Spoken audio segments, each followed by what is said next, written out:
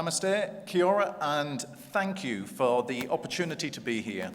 I am here because of the amazing work of your group medical director, Professor Anupam Sibal. And 2 weeks ago, we were privileged in the Asia-Pacific community, a conference I run, and it's a great relief not to be running one today. It was a privilege to have Anupam bring your work. And the work was of such a high level that everybody wanted to be here today. Unfortunately, for them, only Mataroria Linden and I were able to come over, and we are so, so proud to be here. The energy in this room is amazing. Now, I would just like to take a couple of minutes to tap into that energy, but I really hope I don't spoil your day by challenging some of the assumptions that I think that we all have. Some things we assume to be true, which aren't necessarily so.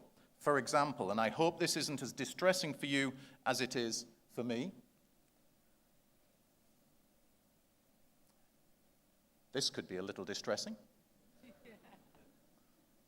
There we go. I have been a long-term fan of this person. Does anyone in the audience know who this is? Who recognizes Sherlock Holmes? Well, it's a great tragedy to me that he never, ever, in any book, said elementary, my dear Watson. Let me give you another example. Anyone recognize this person? Star Trek. Star Trek. My hero, James Kirk.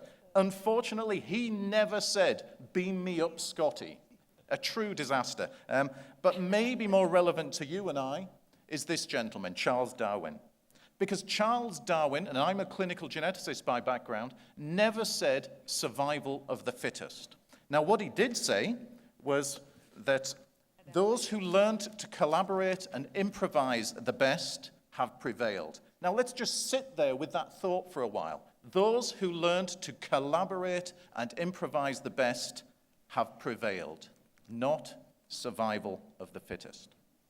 So thank you for inviting me to join you to speak at this magnificent conference. It's a true honor, and I am truly, truly proud to be here representing my community. Dr. Mataroria Linden and I are here on behalf of the APAC community, and we're based in New Zealand, a beautiful country that I hope all of you will come and visit, although there are more of you in this one city than there are in our entire country. We love New Zealand. For those of you who are Tolkien fans, Lord of the Rings will come up a couple of times in my presentation, and as you know, New Zealand is the home of Middle-earth, and you will see beautiful sights when you come to visit us. I'm lucky enough to be the director of an institute called Ko Awatea. Ko Awatea is a name gifted to us by our indigenous people, the owners of our land, and it means first light. And one of the things that we do is we're an improvement and an innovation center in the heart of a district health board, a large hospital system, right in the middle of the most challenged area in New Zealand. And we wanted to flip the world. We wanted to make that very challenged, culturally rich, but also sadly disease-rich place, the very best place to come and have conversations, to meet amazing people, and to learn about improvement and high-quality healthcare. I have a key task in being with you these next 2 days. It's to learn from you. But then second, to build a relationship where we can share with you, because we are determined to become the best of friends with the best healthcare in the world, and we see you as one of those leaders. So let me tell you a little bit about some of the people who've been to Ko Awatea. Professor Sibal has been there several times now, and as I say, many of you are very, very welcome, but let me tell you a little bit in the form of a short video.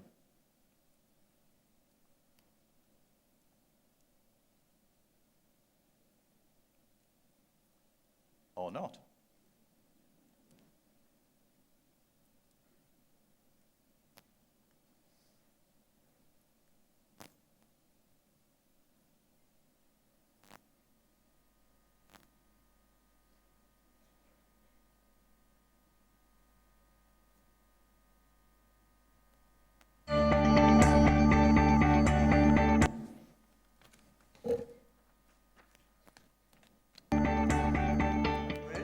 Now of the third healthcare revolution. The first healthcare revolution took place in the 19th century. The second revolution has been driven by science. The system has been designed primarily to take care of disease. And we know really that the future of healthcare is going to be to move down that continuum to health ease, to really starting to think about how do we promote health as well as take care of people when they're sick. Every country in the world is facing 5 big problems: variation in quality and outcome, waste of resources, inequity, harm to patients, and failure to prevent preventable disease. But 4 new problems are coming. Wishing you all the best for Koawatia and the potential it has for you to make an even greater difference to those you care for. Good luck. The good people who look after the health of the people of South Auckland have done a fantastic job for years, but they're not content. They are seeking innovation, they're seeking change, they've built a brilliant new space. The whole initiative is called Ko Awatia, which means first light. It's the dawning of a new approach which is more community-based and relying on the people that are actually working in the health community rather than the system which is probably past its use by date in many ways. So this is an innovation that's coming straight out of the heartland of New Zealand, out of one of the most diverse communities, and I totally support them. And I thought of a little song this morning that might actually just do my little bit for the cause and send my best wishes, my love to everybody down there. It's called Ray of Hope. I've no doubt this is going to be, if you like, the light bulb in which we're going to drive some innovative thinking based on real evidence in transforming our healthcare system, not just in New Zealand, but also it's going to have an influence globally. Together watch the world go round. The Counties Manukau community in Auckland is a hugely diverse, culturally diverse community, and therefore has some challenging health needs.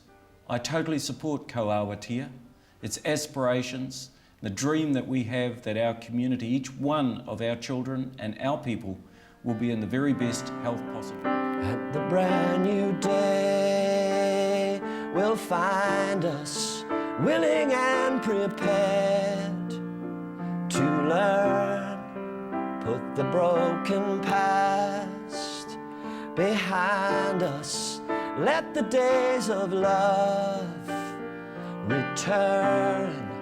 When I see the sun light up your face, it's coming like a ray of hope. Innocence grows and swells. Help each other to get well.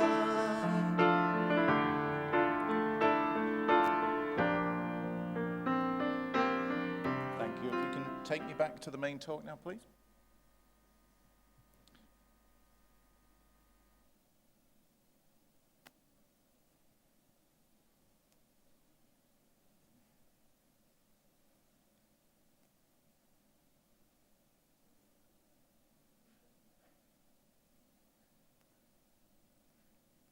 Next slide, please.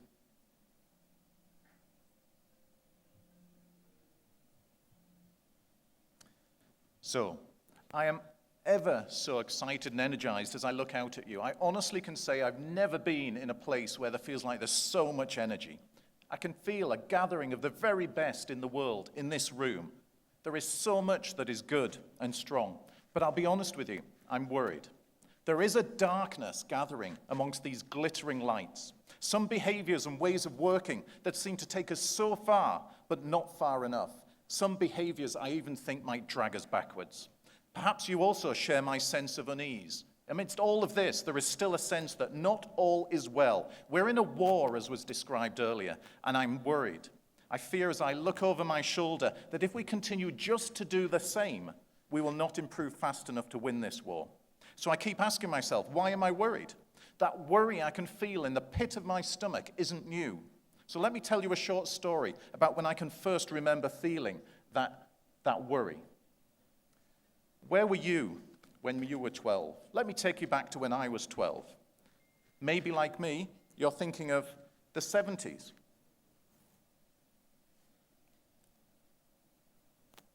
You would have heard David Bowie playing there in the background, and then you would have heard a program that I loved called The Good Life, two particular pieces that I remember very much from the 70s. But let me take you from what I was doing on a weekend to where I was during the day. I was stood in a line. I was standing in a line of other children at school. Now, it wasn't a fun line to be in, and I stood in it every day. It was a lunch line. That's not quite true. It was one of two lunch lines.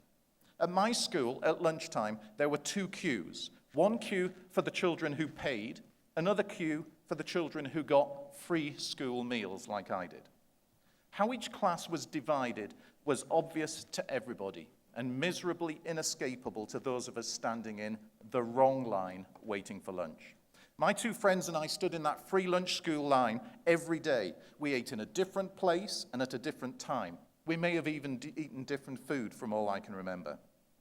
We were different. We knew it, and so did everybody else in my class. And what I wanted to know then was, why were there two lines? I knew then, and I know now, it did not have to be that way. We did not need two lines. We needed one line. Now, don't get me wrong. I'm incredibly proud of my birth country. But in that dinner line, I started to get feelings that we've all felt. Feelings of being different, of being set apart, of being lonely, horrid feelings for a child. I felt shame standing in that line. I felt unspoken judgments, and I desperately wanted to be in a school where there was only one line for dinner. I wanted it then, and I wanted it now. Now, we're talking about lines, and we're not just talking about school dinners. We have many different lines. We have lines in our organizations that separate and divide us. We have patients in our health system standing in different lines. There are lines that even divide our world of improvement. Now, we all need access to ideas and intelligence. We all need to know who to turn to when we need support. Who do you turn to when you're in a crisis? Do you have access to expensive consultants, access to the knowledge that we all need but sometimes costs? Or are you standing in another line, the one that doesn't have and doesn't get? Surely these divisions cannot be healthy in our systems. We've just heard from one of the great speakers just before me, but he was talking about systems. Systems cannot work well with these divisions. I'm pretty sure now is not the right time for us to be dividing up our talent, our knowledge, our resources into different lines that act as divisions between us. Now, one of the things that creates these lines, creates these divisions, is a feeling of competition. And I'm sick of competition. There are lots of reasons we feel competitive as human beings. But competition by its very nature creates winners and losers. Now, do we want any of our families to be the losers? The challenge to healthcare is growing, as we've heard today, and I believe that divisive behavior, such as competition, makes it harder to respond. Now, I can feel many of you in the audience pushing back and saying, Jonathan, he might be a nice guy, but he's so naive. And maybe I'm just jumping at shadows, because perhaps it's not too bad. But let's take a moment and think about the systems that we live in. My small country, there are 44 million people in the world living with dementia. I learned this when I was at the WISH conference. Fantastic presentations. But the size of these problems, 10 times my country, people living with dementia. There are 350 million people living with diabetes. That's the population of the entire Eurozone. Despite the best efforts of all our friends and colleagues, this year 300,000 women and children will die needlessly in childbirth. That's 34 an hour, that's 1 every 2 minutes. We know and we hear 10% of hospital admissions relate to harm. That conservatively, that's tens of millions of cases of harm per year. I was lucky enough to hear Devi Shetty recently telling us that to continue to deliver healthcare in the same way requires 500 new medical schools here in India. It will require 3 million new doctors and 6 million new nurses. How are we going to continue to do the same? I don't think business as usual will meet the extraordinary demand, the challenge that's coming towards us. The healthcare system that got us here is not going to get us out. Now, these challenges are real, and sometimes, often, I feel overwhelmed as an individual. I think you can sympathize with that. But I believe there is hope. And that hope comes because I know that as a population, as people, when we're challenged in this way, it gets better. We can solve this. So I want to tell you a story about another dark time, a time when we were struggling, a time when people and communities had to make a great leap, another time of challenge, another time of darkness. And I'm going to surprise you because it's about clay soil. What? I think they're fascinating. For those of you who know me, I can talk for hours about clay soil. Because clay soil is really poor. And if you go a little deeper, underneath clay soil, it is incredibly fertile. Now, in the early Middle Ages, Northern Europe was plagued by clay soils. These poorly fertile, unproductive, and it was one of the reasons that Northern Europe was behind the rest of the world. Now, historian Lynn White explains that a new piece of technology, a heavy plow, was found, and this alone could dig deeper, turn over the soil so everything was more fertile. But the problem was with a technological advance, it's not just about a plow. It is big, it's heavy. So these plows could not be pulled by one person or one horse. They needed 3 oxen. They needed multiple people. So people in those days tend to live on a single farm.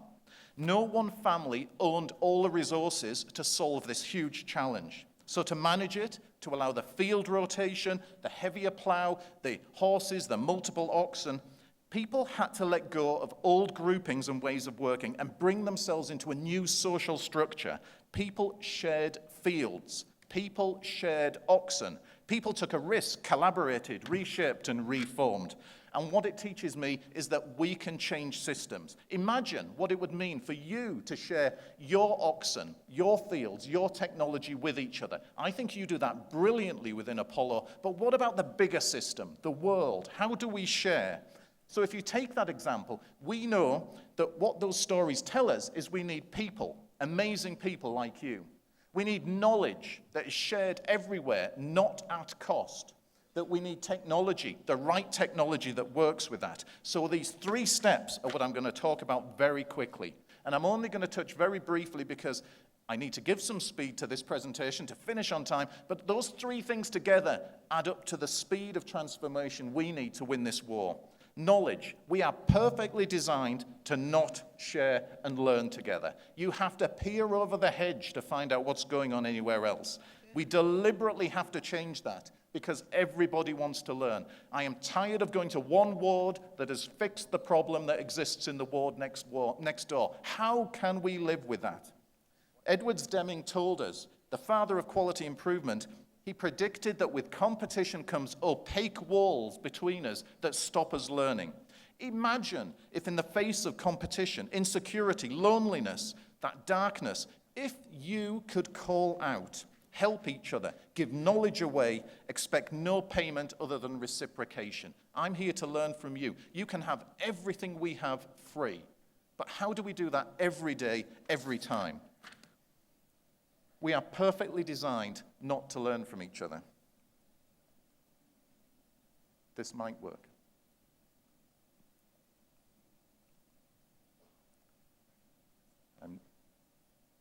Unfortunately, the video is not working, but I'll move straight on because this conference is about learning from each other, sharing new ideas freely and fast, asking for help.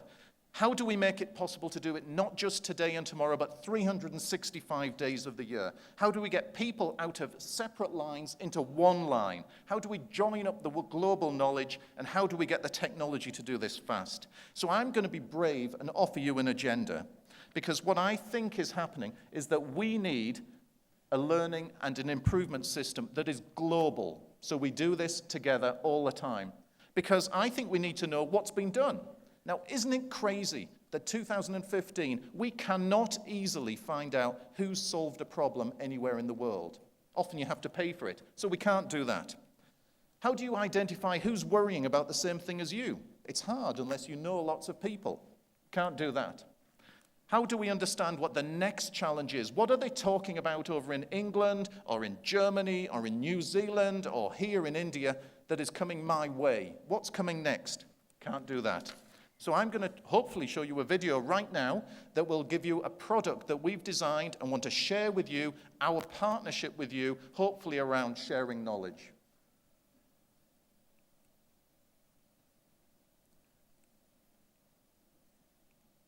or not.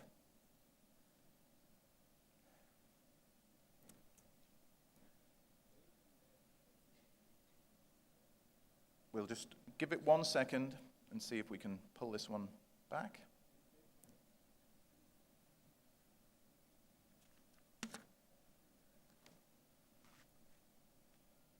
No, it's an embedded file. It's embedded in the presentation.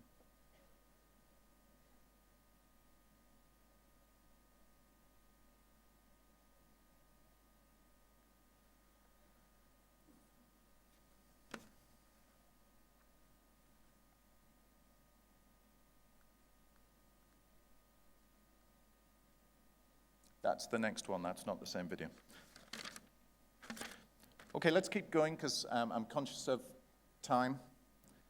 What you would see in that video, and I'll make it available so you can look at it, is that there's a key piece of work about how we can join up our knowledge. Every one of your posters should be freely available to everybody else around the world. And we've put all of our posters on from APAC so you can have the same. We've put a process together that if you're struggling with something, you can put your hand up on social media and people will gather around it and say, yes, Jonathan, I've solved it, or I'm worrying about that too. Let's fix it together. And we've also put in this sniffer technology that we use that allows us to say, what's the conversation that's happening over there that's probably coming towards us? What is my chief exec going to ask me to solve next week? So there's a really exciting piece that we can do together, and I'll look and hopefully share that with you. But at the heart of it is all of your knowledge with all of ours. Now we've got approval from multiple groups, from Singaporean groups, hopefully from yourselves, from the Asia-Pacific community as a whole, to share that knowledge on an ongoing basis. What a difference we could make if we do that together.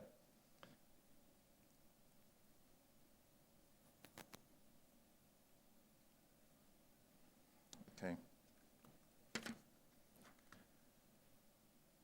There's a couple of videos that you're not going to see today, but I promise another time I'll hopefully get the chance to show you. But what I want to do is, as I'm closing now, is I want to reflect how difficult it can be to do things differently, to talk and step outside of our front door on our own. So we can't do it on our own. I've learned that we need good and brave friends, creative friends, the ones who would encourage and be brave to take the next step with us. And that's why Matt and I are here over these next 2 days, because we know that you also will dare to be indignant over multiple lines in healthcare. It doesn't have to be that way. You can be our mentors. We can work together. We can be stars that stand out together. They sometimes feel disconnected and lonely, those stars. If you look up, I talked about dragons from Tolkien that can challenge us. I talked about plows that give us an answer. Well, if you look up in the sky tonight, you will see a dragon, and right next to it, you will see a plow that is part of the answer. And actually, the answer's been right in front of us all of the time. You will hear from inspirational astronauts, the sky has the answer. These stars and these multiple constellations, the 88 constellations you can see when you look up into the sky, are telling us something really important. Those individual lights, those stars, our challenge is to join them up into one huge constellation. And I invite you, no matter who you are, what you do, I invite you to have the courage to learn with us, to learn together, not separately. And that's not going to work either. We may feel swept up and carried away by all these changes and what's happening around us. We may feel lost in the middle of all of this challenge. We may feel there is no light in the darkness. We may sometimes feel alone, like I did in that line in front of all my classmates. It does not have to be that way. We can hold a light up, much as we did at the beginning of this session today. We can set a light together. And I just want to take you right back to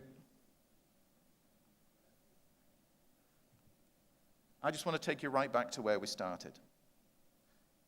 They did not say that it was survival of the fittest. It might mean that in the books, but what he actually reminded us was that it was about collaboration. And together, we are so strong. Here, alone, we will travel fast. That's true. We will win occasional battles. But ultimately, my prediction is, alone, we will die lonely and divided. But I'd like to just finish by saying, connected, we are stronger, we'll travel further, and win this fight together. Thank you very much.